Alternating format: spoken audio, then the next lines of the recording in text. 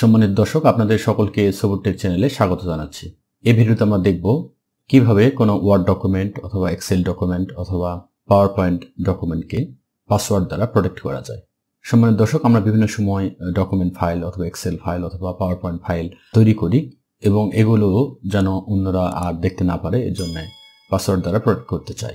সেক্ষেত্রে এই ফাইলগুলোকে কিভাবে পাসওয়ার্ড দ্বারা প্রোটেক্ট করা যায় সেটি আজকে ভিডিওতে আমরা দেখব।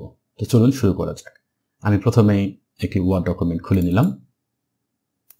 আমি চাই এই ওয়ার্ড ডকুমেন্টটিকে পাসওয়ার্ড দ্বারা প্রোটেক্ট করতে।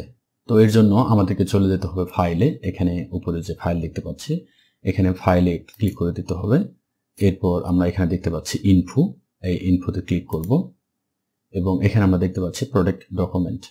এখানে আমরা ক্লিক করে দেব। এই যে বক্সটি রয়েছে এখানে আমি ক্লিক করে দিলাম এবং নিচে দেখতে পাচ্ছি বেশ কিছু অপশন রয়েছে। এখান থেকে আমরা এনক্রিপ্ট উইথ পাসওয়ার্ড এটিতে ক্লিক করব।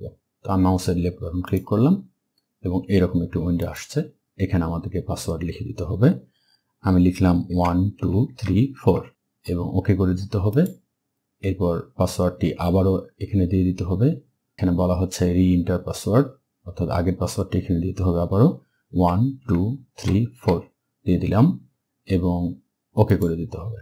এরপর আমরা এখান থেকে পিছনে চলে আসব এবং এই ফাইলটিকে আমরা সেভ করে দেব। আমি এটি কেটে দিলাম এবং দেখুন আমার এই ফাইলটিকে পাসওয়ার্ড দ্বারা প্রোটেক্ট করা হয়েছে।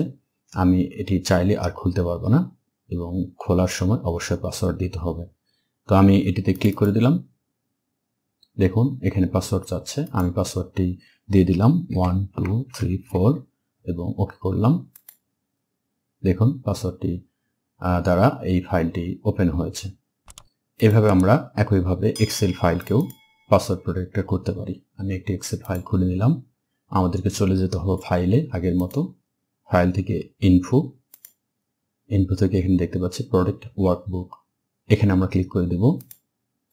এখান থেকে আমরা নিচের যে অপশনগুলো রয়েছে এখান থেকে এনক্রিপ্ট উইথ পাসওয়ার্ড এটিতে ক্লিক করব এবং এখানে আমাদের পাসওয়ার্ডটি দিয়ে দিব 1 2 3 4 5 দিলাম এবারে এবং ওকে করব।